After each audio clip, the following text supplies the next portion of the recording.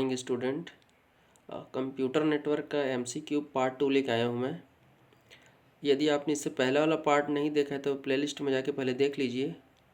चलिए स्टार्ट करते हैं आज की क्लास।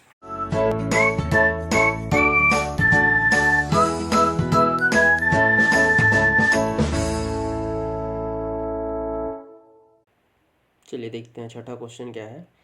इनमें से ब्लैंक कंप्यूटर के बीच कम्युनिकेशन करने के लिए आवश्यक है। देखिए, दो कंप्यूटर है, एक हमारा सेंडर, दूसरा है हमारा रिसीवर। यदि हम इन दोनों कंप्यूटर के बीच आपस में कम्युनिकेशन कराना चाहते हैं, कम्युनिकेशन का पर्पस कुछ भी हो सकता है, डेटा का आदान प्रदान करना चाहता है, ठीक है, तो उसके लिए कौन कौन सी चीज़ें आवश्यक है ये पूछ रहा है क्वेश्चन। क्वेश्चन को कैसे पढ़ना है मैं हर बार आपको बताता हूँ। क्वेश्चन पढ़ने के बाद कुछ टाइम के लिए आप पॉज लीजिए, क्वेश्चन को रीड करिए, समझिए वो कहना क्या चाहता है, फिर ऑप्शन में जाइए और फिर आराम से टिक करिए, क्योंकि ऑब्जेक्टिव क्वेश्चन में क्या होता है, या तो आपको 1 या 0 वाला फॉर्मेट लागू होता है यहाँ पे, ठीक है। तो चलिए देखते हैं कि ऑप्शन क्या कहता है।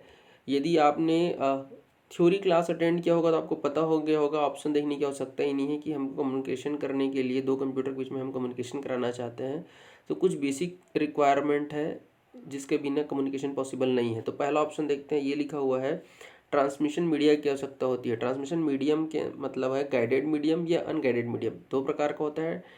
गाइडेड में आपका आता है वायर्ड और अनगाइडेड में आता है आपका वायरलेस। इसका ही मैंने आपको प्रकार बताया हुआ है। जितने भी केबल्स होते हैं, कोई एक्सियल केबल है, फाइबर ऑप्टिक्स है, ट्विस्टेड पेयर है, और आपका वायरलेस में जो है अनगाइडेड के अंतर्गत आता है इंफ्रारेड, रेडियो वेव और माइक्रोवेव। यदि आप ट्रांसमिशन मीडियम पे अलग से सेपरेट वीडियो चाहते हैं तो आप मुझे कमेंट करके बता सकते हैं, ठीक है। तो देखिए, कम्युनिकेशन करने के लिए तो ट्रांसमिशन मीडियम चाहिए ही चाहिए, चाहे केबल के थ्रू जुड़े या विदाउट केबल जुड़े। तो पहला तो अनिवार्य है, ठीक है। सेकंड देखते हैं। अब ऐसा नहीं कि आप पहला मिल गया ट्रांसमिशन मीडियम तो ए आंसर सही है, टिक करके आप आ गए। एक बार नीचे भी देख लीजिए, यदि आपके क्वेश्चन में इनमें से कोई नहीं है या सभी ऐसा कुछ ऑप्शन दिखे तो आपको सारे ऑप्शन को पढ़ना कंपलसरी है। देखिए सेकंड ऑप्शन बी क्या लिखा हुआ है, कम्युनिकेशन के एक सॉफ्टवेयर चाहिए। सॉफ्टवेयर मतलब क्या है, आपका कम्युनिकेशन संबंधित कुछ सॉफ्टवेयर चाहिए। हार्डवेयर सॉफ्टवेयर आप सबको पता है, मैं सॉफ्टवेयर पे ज़्यादा गहराई पे नहीं जाऊँगा, बट मैं आपको फोकस करूँगा कम्युनिकेशन के लिए सॉफ्टवेयर कौन कौन सा चाहिए। तो देखिए, कुछ बेसिक सॉफ्टवेयर जैसे आपका ईमेल के थ्रू, ईमेल है ना, कम्युनिकेशन करना चाहते हैं, सूचना का आदान प्रदान करना चाहते हैं, आप ईमेल के थ्रू कर सकते हैं। या चैट एंड मैसेजिंग ऐप, बहुत सारे मैसेजिंग ऐप हैं, आप सबको पता है, फेसबुक के थ्रू करते हैं हम लोग, व्हाट्सएप है, इंस्टाग्राम है, ट्विटर है। तो ये कुछ एप्लीकेशन या सॉफ्टवेयर है जिसकी मदद से आप कम्युनिकेशन करते हैं, तो ये भी ज़रूरी है, मतलब आप बी की भी आवश्यकता होती है। प्रोटोकॉल्स, प्रोटोकॉल मतलब सेट ऑफ रूल्स होता है। कुछ प्रोटोकॉल है जो कम्युनिकेशन के लिए बहुत ही ज़्यादा इंपॉर्टेंट है, जैसे FTP फाइल ट्रांसफ़र प्रोटोकॉल है। FTP आप सबने सुना ही होगा, फाइल ट्रांसफ़र प्रोटोकॉल होता है, ठीक है। VoIP आप सबने सुना हुआ है।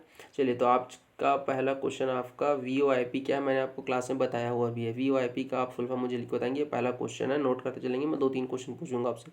इसके अलावा यदि आप मेल भेजेंगे तो उसके लिए भी कुछ है, मेल के भी आपका जो है प्रोटोकॉल है, SMTP simple mail transfer protocol, और आपका होता है post office protocol.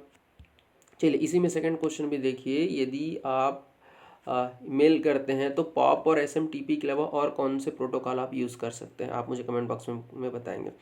Fourth option देखिए, कुछ कम्युनिकेशन हार्डवेयर की भी आवश्यकता होती है। हार्डवेयर मतलब आप समझ रहे हैं क्या, केबल्स हैं, hub, router, switch, NIC network interface card, network interface card आपने सुना होगा, मॉडेम, ये सभी आपके हार्डवेयर हैं।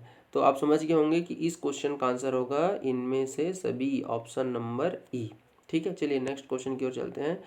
7वें नंबर का क्वेश्चन देखिए, डिस्ट्रीब्यूटेड नेटवर्क कॉन्फ़िगरेशन जिसमें सभी डेटा या जानकारी एक सेंट्रल कंप्यूटर के माध्यम से ही पारित होगा। आप ऑप्शन देख के समझ जाएंगे कि ये सभी के सभी आपके प्रोटोकॉल हैं, सॉरी टोपोलॉजी है, मैंने सॉरी प्रोटोकॉल वर्ड यूज़ कर डाला। देखिए, ये सभी के सभी आपके क्या हैं, टोपोलॉजी है। तो मैंने आपको बताया था कि केवल और केवल सिर्फ एक टोपोलॉजी है, स्टार टोपोलॉजी, जिसमें आपको सेंट्रल कंप्यूटर की आवश्यकता होती है, और जो भी सूचना होता है वो सेंट्रल कंप्यूटर के बिना परमिशन के एक सिस्टम से दूसरे सिस्टम में ट्रांसफ़र नहीं होता है। तो आपको समझ जाना चाहिए S for star, S for central, ऐसे हालांकि स्पेलिंग तो सी से स्टार्ट होता है, बट मैंने आपको शॉर्टकट बताया था, आपको याद होगा तो क्लास में, कि सेंट्रल कंप्यूटर जिसको हम लोग क्या बोलते हैं, आपका आप एक सब प्रकार से बोल सकते हैं कि सर्वर की आवश्यकता होती है स्टार टोपोलॉजी में, और सेंट्रल कंप्यूटर के माध्यम से ही जो भी सूचनाओं का आदान प्रदान जो है वो संभव हो पाता है।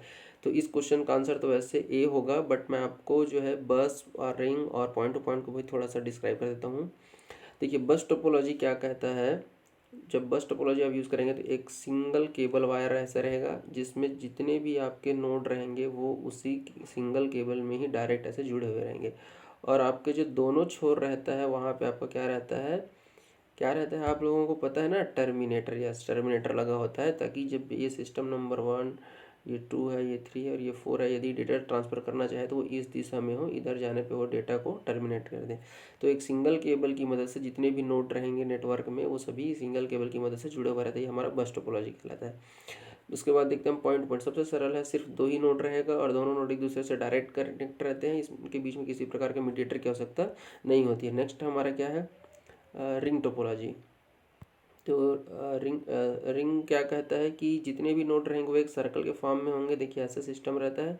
अब बस टोपोलॉजी में ऐसा था कि जो भी कम्युनिकेशन होता था वो क्या होता था, एक एक एक सिस्टम के पास केवल एक ही नेबर रहता था जिसको वो डेटा ट्रांसफ़र कर सकता था, और एक ही दिशा में मैसेज ट्रांसफ़र करना पड़ता था बस। बट रिंग के केस में क्या होता है कि प्रत्येक नेबर के पास, देखिए आप देख पा रहे होंगे, एक का दो नेबर है, 1 है और 4 है, 2 के पास 1 और 3 है। तो यदि एक पाथ उसका डिस्ट्रॉय हो जाता है तो वो दूसरे पाथ की मदद से भी कम्युनिकेशन कर सकता है। ये होता है हमारा रिंग नेटवर्क, जिसमें सभी नोड जो रहते हैं एक सर्कल के फॉर्म में रहते हैं। उम्मीद है आप लोगों को समझ में आया होगा। मैं फिर से रिपीट कर देता हूँ, इस क्वेश्चन का आंसर है आपका स्टार टोपोलॉजी।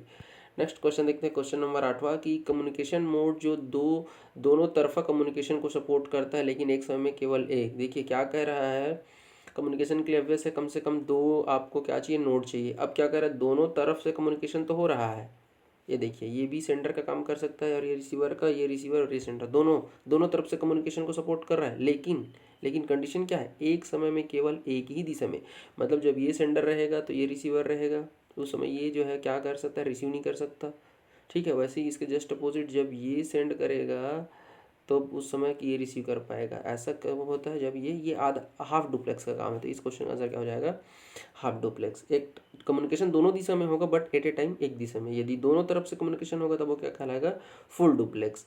ठीक है, तो जो हाफ डुप्लेक्स और फुल डुप्लेक्स है वो डुप्लेक्स का प्रकार है। और रही बात सिंप्लेक्स की, तो सिंप्लेक्स क्या कहता है कि कम्युनिकेशन जो है वन वे होता है, मतलब यहाँ से सिग्नल केवल जाएगा, दूसरा जो है कभी भी इसको सिग्नल भेज नहीं सकता। जैसे टीवी का रिमोट हो गया। फुल डुप्लेक्स का उदाहरण होता है आपका जो टेलीफोन लाइन है, जो फ़ोन है वो होता है। हाफ डुप्लेक्स आपका वॉकी टॉकी होता है। सिंप्लेक्स जो होता है टीवी या एसी का रिमोट होता है। चलिए नेक्स्ट क्वेश्चन की ओर बढ़ते हैं। नेक्स्ट क्वेश्चन क्या लिखा हुआ, कंप्यूटर नेटवर्क है क्या। एक्चुअल में देखिए अभी तक हम कंप्यूटर नेटवर्क का ही क्वेश्चन कर रहे थे, बट हमने अभी लास्ट में मैंने कंप्यूटर नेटवर्क एक्चुअल में है क्या।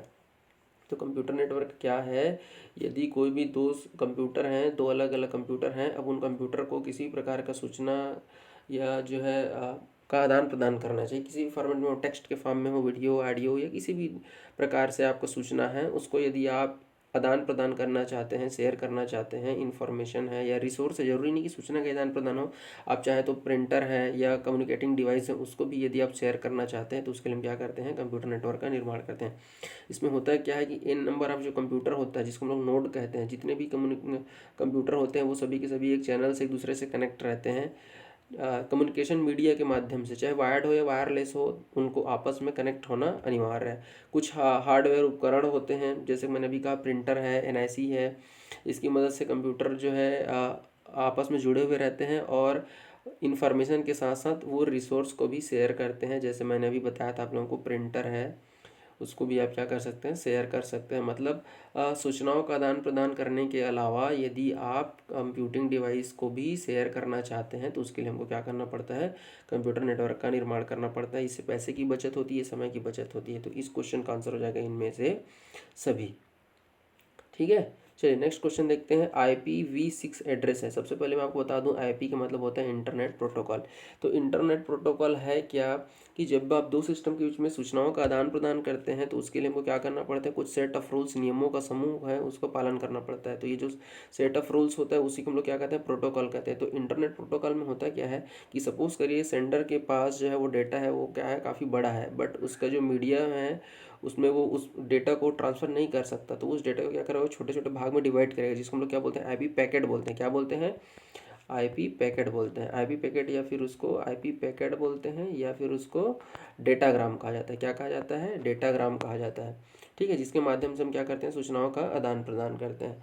चलिए इस पे ज़्यादा मैं डीप में ना जाते हुए हम आगे बढ़ते हैं कि जो इंटरनेट प्रोटोकॉल है उसका जो 2 वर्जन है। IP का 2 वर्जन है। IPv4 ये हमारा पुराना वर्जन हो गया। IP अपडेटेड है आपका IPv6। तो IPv4 जो होता है वो आपका 32 बिट का होता है और IPv6 जो होता है वो 128 बिट का होता है। क्योंकि मैंने IPv6 का पूछा है तो इस क्वेश्चन का आंसर होगा 128 बिट। तो इंटरनेट प्रोटोकॉल के बारे में यदि आपको और अधिक जानकारी चाहिए, क्या काफ़ी बड़ा चैप्टर है, एक लेक्चर में पॉसिबल नहीं है। तो यदि आपको इसके बारे में कंप्लीट डिटेल चाहिए तो आप कमेंट्स बॉक्स में बताइए, मैं IP के बारे में अलग से लेक्चर बनाऊंगा। तो मैंने आज 2 क्वेश्चन पूछा है। एक पूछा आपसे VoIP का फुल फॉर्म, आप वो मुझे बताएंगे, और एक पूछा मैंने कि ईमेल में SMTP और POP के अलावा और कौन से प्रोटोकॉल यूज़ करते हैं। तो ये 2 क्वेश्चन का आंसर आप मुझे कमेंट बॉक्स में बताएंगे। Thank you.